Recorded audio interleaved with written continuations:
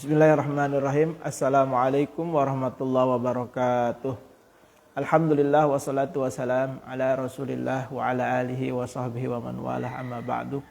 Alhamdulillah, puja dan puji serta rasa syukur mari kita panjatkan kepada Allah subhanahu wa ta'ala atas limpahan nikmat dan karunia-Nya sehingga pada hari ini kita semua dalam keadaan sehat dan baik-baik saja.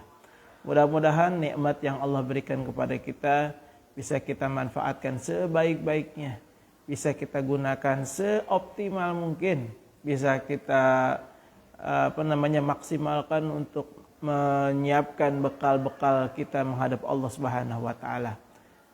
Kita mohon kepada Allah, kalaupun nyawa kita dicabut sama Allah, kita dicabut dalam keadaan husnul khatimah, dalam keadaan berbuat baik, dalam keadaan beribadah kepada Allah.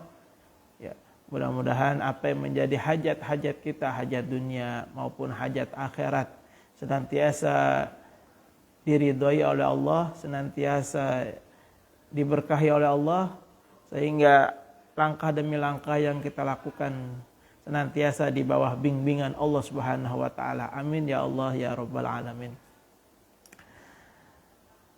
Selanjutnya kita bersolawat kepada Rasulullah sallallahu alaihi wasallam. Allahumma shalli ala Muhammad wa ala ali Muhammad. Mudah-mudahan dengan kita gemar bersolawat, kita menjadikan kita semua senang juga mengerjakan sunnah-sunnah Rasulullah sallallahu alaihi wasallam, sehingga kelak di hari kiamat kita semua mendapatkan syafaat pertolongan dari Rasulullah sallallahu alaihi wasallam. Ya. Mudah-mudahan kita masuk dalam golongan orang-orang yang berada di bawah bendera Rasulullah sallallahu alaihi wasallam. Keluarga kita, orang-orang yang kita cintai semua masuk di dalamnya. Amin ya Allah ya rabbal alamin. Baik, pada kesempatan hari ini ya, kita akan belajar atau mengetahui bersama-sama siapakah orang yang masuk surga pertama kali dan siapakah orang yang masuk neraka pertama kali. Di dalam sebuah kitab namanya Kitab Tanbihul Ghafilin, dikarang oleh Al-Faqih Abu Laith Ats-Samarqand ya. Di dalam kitab tersebut diceritakan atau dituliskan ada 3 golongan yang pertama kali masuk surga, dan juga ada 3 golongan yang pertama masuk neraka. Nah, mudah-mudahan kita digolongkan orang yang pertama ya, yaitu masuk surga yang pertama-tama ya. Hadis ini diriwayatkan oleh Abu Hurairah bahwasanya Nabi Muhammad SAW bersabda,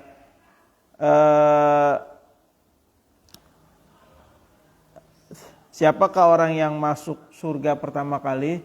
Yang pertama disampaikan oleh Nabi Muhammad adalah orang-orang yang mati syahid membela agama Allah.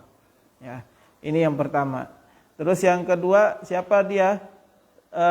Seorang pembantu hamba sahaya yang taat beribadah kepada Allah, walaupun dia memiliki majikan yang keras, majikan yang jahat.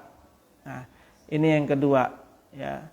Seorang hamba sahaya yang yang taat kepada Allah Subhanahu wa taala walaupun majikannya orang yang jahat.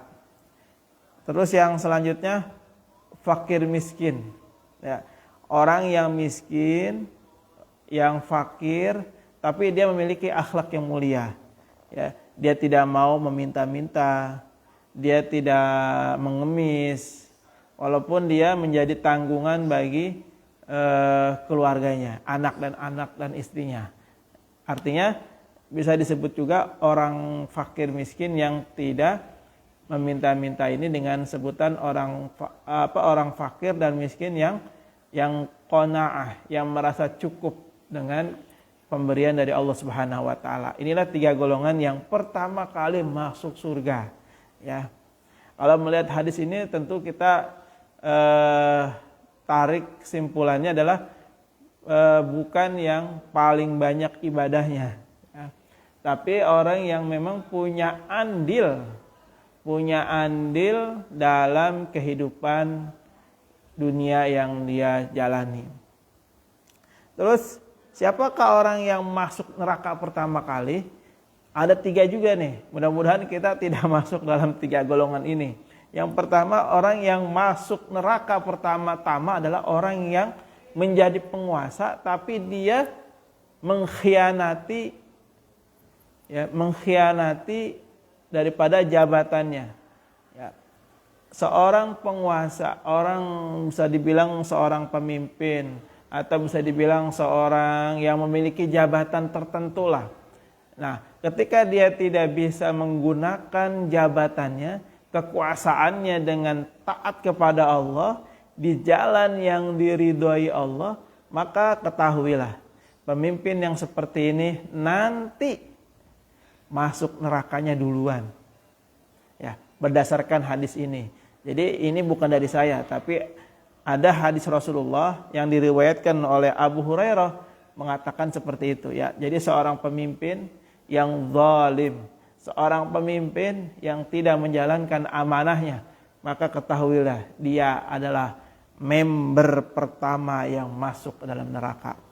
Yang kedua, siapa dia? Orang yang masuk neraka yang kedua yaitu orang yang enggan membayar zakat. Nah, hati-hati nih ya. Jadi zakat itu ya, terutama zakat fitrah, zakat mal, zakat penghasilan itu harus dikeluarkan, ya, harus disalurkan, ya, tidak boleh ditahan-tahan, ya, nggak ada alasan untuk menahan zakat supaya tidak dikeluarkan. Apa alasannya? Wah, Ustaz, saya nggak tahu hitung-hitungannya. Tanya, ya. Sekarang banyak guru, banyak kiai, banyak ustadz, tanya, nggak ada alasan. Ustadz, saya nggak tahu mau dikasih ke siapa. Tanya, ya, tanya orang yang tahu tentang itu. Nggak mungkin, nggak ada orang yang nggak tahu. Ya, zakat itu ditujukan kepada siapa? Ya, hati-hati. Ya, zakat itu harus dikeluarkan. Bahkan kata guru saya, sebaiknya zakat itu jangan diberikan kepada sanak famili. Sebaiknya zakat itu jangan dikasihkan kepada orang terdekat kita, jangan ya. Zakat itu berbeda sama sodakoh, sama infak. Kalau infak itu diutamakan orang yang dekat sama kita, yang membutuhkan terutama. Tapi kalau zakat, kata guru saya nih, sebaiknya jangan dikasih kepada orang yang dekat sama kita. Karena analogi yang beliau sampaikan masuk akal. Yang beliau analogikan dari zakat itu adalah seperti halnya kotoran. Jadi zakat itu seperti kotoran. Orang yang tidak membuang kotoran selama hidupnya, apa kabar dengan kesehatannya? Apa kabar dengan kesehatannya? Begitu juga orang yang tidak mau membayar zakat. Ya, jadi di dalam hartanya itu akan ada kotoran, akan ada penyakit, nauzubillah summa nauzubillah. Nah, ini juga menjadi pengingat buat saya agar apa? Agar waspada, jangan sampai lewat, jangan sampai terlupa, ya. Kalau lupa bagaimana Ustadz? Ya, kalau lupa ketika ingat segera utamakan, segera bayarkan tuh zakat. Ya, makanya zakat itu yang paling aman jangan setahun sekali, tapi sebulan sekali. Biar apa? Biar ringan. Tapi kalau setahun sekali boleh nggak? Boleh, nggak ada masalah. Cuman kalau setahun sekali itu menjadi besar angkanya. Ketika besar angkanya, setan menggoda. Sayang, jangan dibayarin. Itu udah gede banget. Mendingan kamu invest, kamu beli emas, mendingan kamu beli mobil. Setan itu nggak akan berhenti menggoda. Ya, makanya sebaiknya kalau boleh saran, zakat itu ya sebulan sekali lah, ya.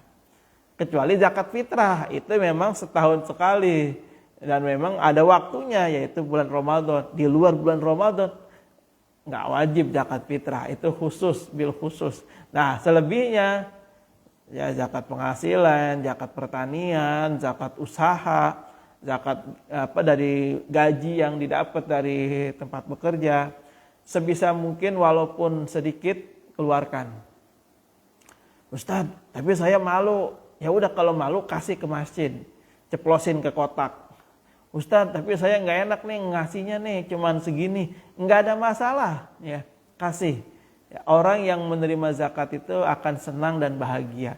Makanya salah satu faidah dari zakat adalah membuat orang tersenyum. Membuat orang tersenyum itu luar biasa pahalanya. Ya. Sekali lagi, yang memiliki kemampuan untuk membayar zakat jangan ditunda-tunda, ya. Nauzubillah, summa nauzubillah, karena zakat itu seperti kotoran. Ya, kalau kotoran ini nggak dibuang, nggak dikeluarkan, wow, maka akan menjadi sumber penyakit. Makanya orang yang enggan membayar zakat, saya jamin hidupnya nggak bakal bahagia.